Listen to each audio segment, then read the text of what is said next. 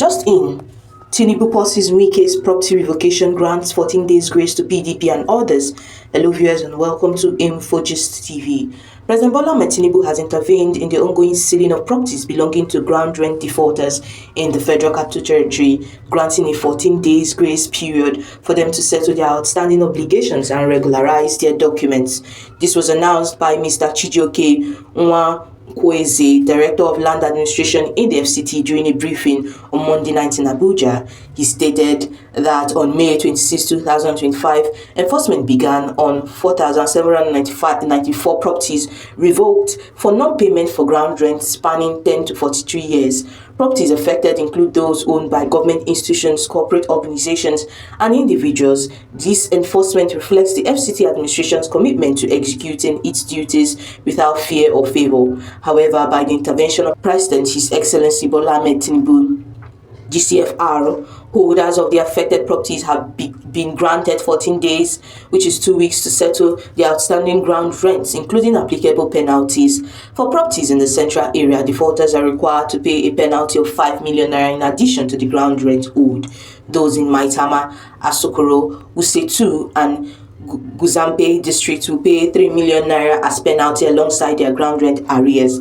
Defaulters in Wuse 1, Gaki 1 and Gaki 2 will pay a penalty of 2 million naira in addition to the outstanding ground rent. Additionally, all individuals who purchased properties from others but have yet to register their interest by obtaining the mandatory minister's consent and registering their deeds of assignment have 14 days to do so at the FCT Department of Land Administration. Furthermore, the Minister of the Federal Capital Territory, Barrister Wike, CON, has also granted a 14-day grace period to all property holders in the FCT to pay their right of occupancy and certificate of occupancy bills or risk revocation of their titles.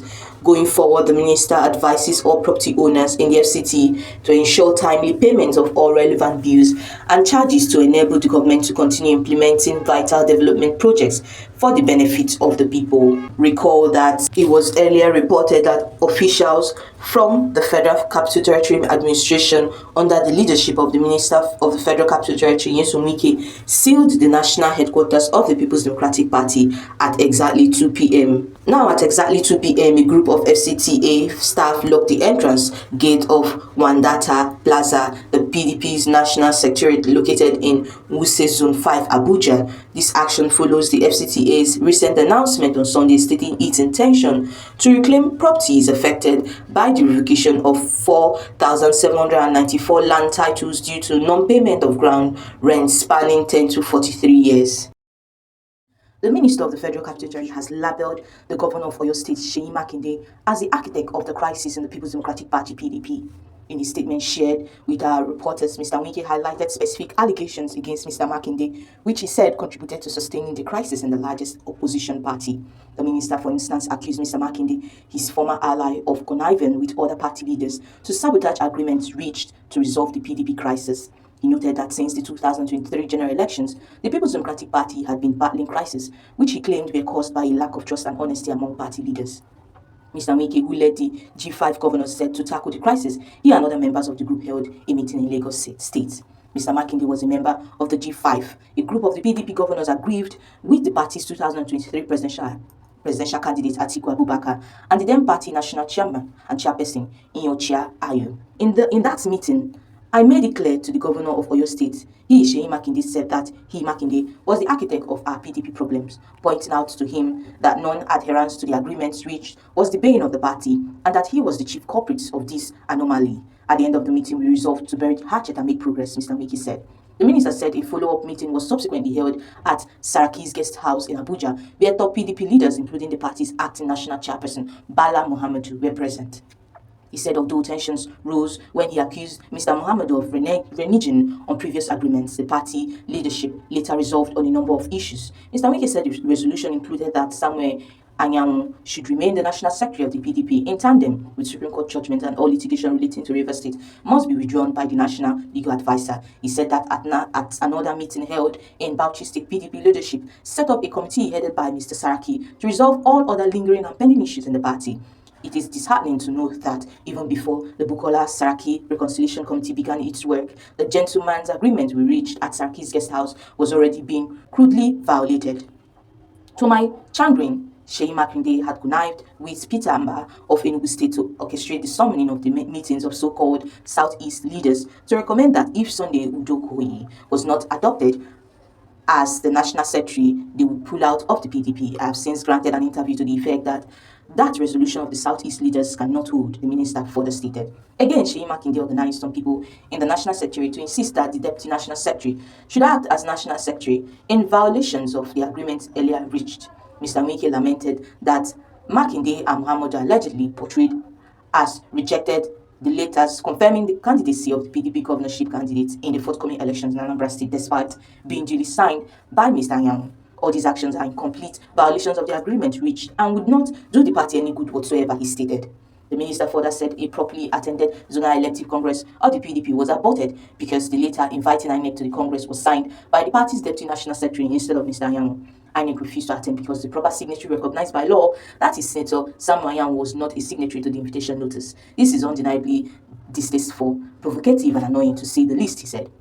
Mr. Wike is officially a member of the PDP, although he serves in the APC administration of President Bola Ahmed Tinubu. He has been accused of deliberately sabotaging the PDP to the benefit of the Tinubu's administration, but has always maintained that he is a loyal member and benefactor of the PDP. In this statement, Mr. Wike said he has decided to fight on within the opposition party until justice is attained. Most importantly, I had thought that we could keep the trust amongst us. But since it is now obvious that they would continue to play games to the detriment of the party, as is the case in the current debacle in the North Central zonal elections, I have now firmly decided to pull out of all the agreements hitherto reached. I have decided to fight on until justice is attained, he said. The former Rivers State governor boasted that none of the PDP leaders allegedly stoking the crisis had performed better than him sustaining the party.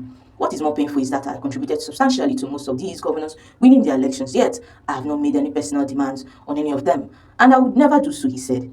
There has been an intense contest about who is the authentic national secretary of the PDP between Anyanwu and Udokoye. This is the backdrop of what is going on. The contest, which is tearing the party apart, has reached various courts, including the Nigerian Supreme Court. Mr. Anyanwu, the substantive occupant of the position, had stepped aside to contest in the 11th November 2023 State governorship election on the PDP platform, but lost to the incumbent governor, Hope Uzodinma, of the APC. He did not, however, submit the letter of resignation from the national secretary position of the party. Meanwhile, in October 2023, some weeks before the Imo elections, the leadership of the PDP in the Southeast nominated Mr. Udokoye to replace Mr. Anyanwu as the party national secretary.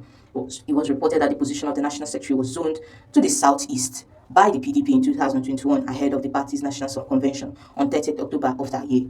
In the heat of the debate, a high court in Enugu State in October 2023 ordered the PDP to replace Mr. Anyanwu as the party's national secretary, with Mr. Udokoye, the former PDP national youth leader, filed the suit. The PDP's NWC had countered the order in a motion filed on the 24th of October 2023. In the motion, the NWC asked the court to set aside the order, arguing that it was obtained by fraud and suppressions of material facts, and also faulted the order for not being specific about what position Mr. Udokoye should fill. In another twist, earlier in January 2024, a federal high court in Abuja declared Mr. Anyanwu as a valid national secretary of PDP. The judge, Inyang Ekwo, also restrained the national leadership of the PDP from appointing any person as its acting. Recall that Governor Sheyi Makinde of Oyo State has declared that he possesses the capacity to lead Nigeria as president come 2027. Makinde made this known during an appearance on Channel Television Politics Today. He emphasized that his achievements as governor have proven his ability to occupy the nation's highest office.